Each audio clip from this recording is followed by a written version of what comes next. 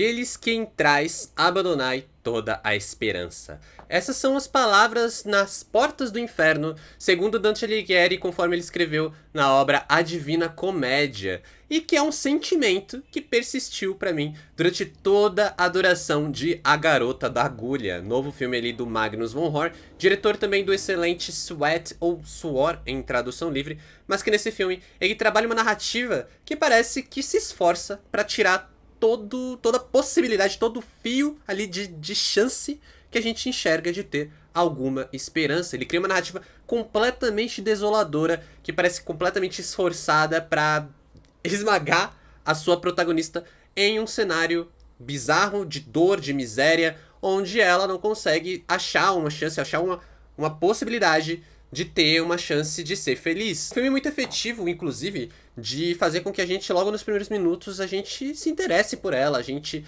simpatize com ela e a gente torça por ela de uma forma que tudo isso começa a se tornar muito doloroso logo no começo, né? Um filme que ousa sugerir uma possibilidade dela sair dessa vida de miséria, né? Dela ter uma chance de ser feliz, de ter uma vida mais tranquila, pra logo em seguida tirar tudo dela, deixar ela numa situação talvez pior do que ela estava nos primeiros minutos do filme, e aí a gente vai acompanhando essa série de tentativas de encontrar uma chance de ter o mínimo de felicidade, o mínimo de uma vida decente, por assim dizer, mas que é um filme que ele vai extrapolar várias coisas para mostrar realmente todas as dificuldades daquele cenário, ao passo que vai mesclando isso com uma história bizarra inspirada em fatos reais. É justamente nesse ar de desesperança que a fotografia do Michael Dimock, que também foi responsável pela fotografia de Sweat e de A Real Pain, A Verdadeira Dor, que também está indicado ao Oscar, vai trabalhando a ausência de cor, né, o preto e branco, que vai nesse contraste do preto e branco, criando um cenário quase de filme de terror, né, um cenário bem bizarro, bem opressor, fantasmagórico, e que vai colocando, né, vai impondo esse cenário, nessa desesperança, realmente para transformar a experiência toda de A Garota da Agulha como um filme de terror, que pode não ser um filme de terror propriamente dito, né, pode não ser classificado como filme de terror para muitos espectadores, mas sinceramente para mim ele pode facilmente ser colocado ali na prateleira de um filme de terror, de um filme de horror, principalmente pelo sofrimento inerente que essa obra vai causar. É uma obra, inclusive, que eu acho desconfortável de assistir, eu acho quase que fisicamente desconfortável de assistir. Teve alguns momentos ali bem difíceis de assistir e que, assim, dado todo o contexto, dado todo o decorrer da obra, toda a forma como o diretor trabalha a fotografia, trabalha as atuações, eu facilmente classificaria como filme de terror. É criado um cenário desesperador que é fomentado pela fotografia em preto e branco, onde parece que os monstros estão completamente escondidos, né? Eles estão ali sempre nos cenários mais escondidos, mas que não tem nada de sobrenatural. São monstros que estão longe de ser algo muito diferente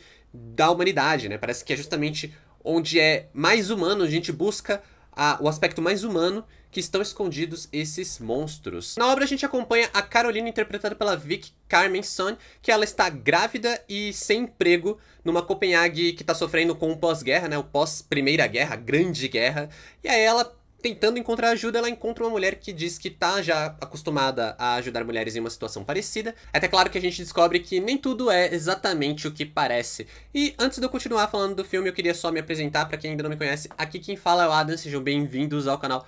Aproveita para se inscrever se for novo por aqui, deixa um like nesse vídeo para fortalecer bastante, tô sempre falando aí de cinema, lançamentos no cinema, streaming. Agora estamos aí em temporada de Oscar, então tô fazendo esses vídeos sobre todos os indicados ao prêmio.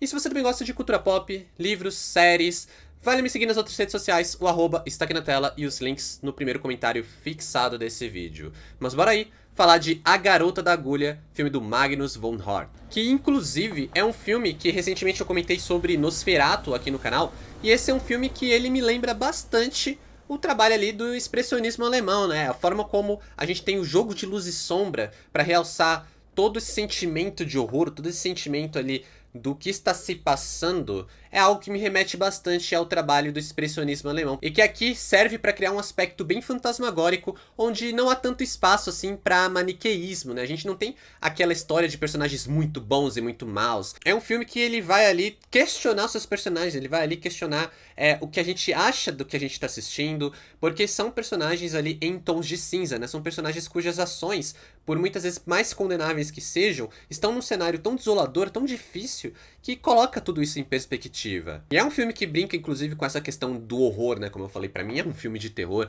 Desde a primeira cena, a gente vai tendo ali os rostos sobrepostos, a gente vai tendo essa relação de algo meio fantasmagórico, de algo meio monstruoso no filme, que quando surge de uma maneira bem desconstruída, perto do que a gente espera, né? Perto da expectativa que a obra cria. Ao passo também que a fotografia preto e branco, ela é uma fotografia que ela é muito bonita. Ela pode até ser questionada de ser uma fotografia tão bonita pra uma história tão dolorosa, pra uma história tão difícil de assistir, mas que funciona muito quando a gente tem essa sensação fomentada pela fotografia, né? Todas as sensações ali que essa fotografia vai causando, como por exemplo a de um desespero silencioso. Afinal de contas, a gente vê esses personagens passando por cada coisa, mas muitas vezes sem conseguir ou sem poder necessariamente verbalizar, sem poder gritar aquilo, sem poder gritar aquela dor que eles claramente estão sentindo. Inclusive valoriza bastante as atuações, eu queria muito destacar a protagonista, porque são atuações que elas dizem muito com o olhar, né? Elas passam muito com os olhares, poucas vezes a gente vai ter realmente a história ali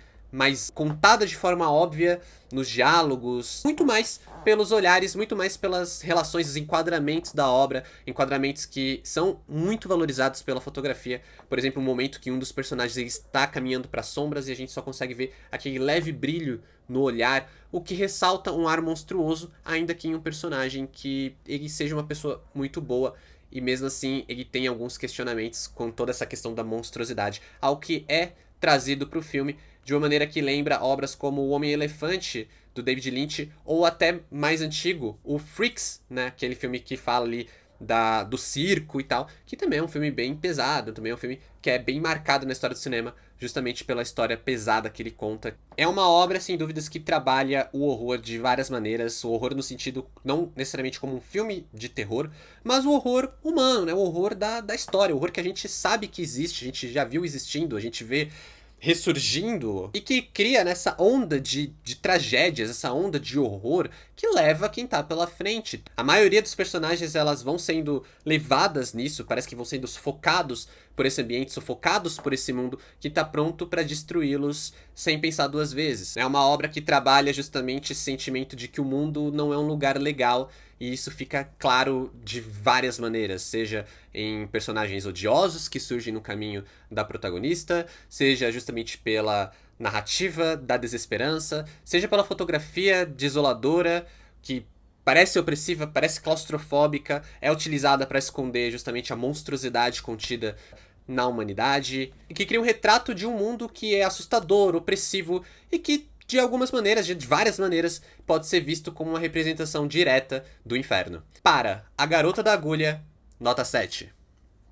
É um filme doloroso, é um filme difícil, ainda assim é um filme que eu acho que ele é bem importante, ele traz uma história interessante, ele traz alguns pontos importantes e ele traz luz a fatos que talvez a gente não conheça, mas que é interessante ali para trazer essa discussão, como eu falei, de mostrar a crueldade, mostrar atos horríveis e que coloca, como eu falei, em perspectiva desses atos horríveis diante de um mundo que é tão horrível quanto. É uma obra que, de várias maneiras, ela me lembra outros filmes ali que também retratam cenários reais ou fatos históricos. Filmes como A Garota da Vez, que retrata um crime real, que eu acho que é bem interessante, mas também outros filmes mais recentes, como A Semente do Fruto Sagrado, que também está indicado ao Oscar e que eu acho que é um filme muito necessário à sua própria maneira. Mas você já assistiu A Garota da Agulha? Comenta aqui embaixo o que você achou ou a sua expectativa. Vou ler todos os comentários. Muito obrigado por assistir até aqui. Valeu, falou e até mais.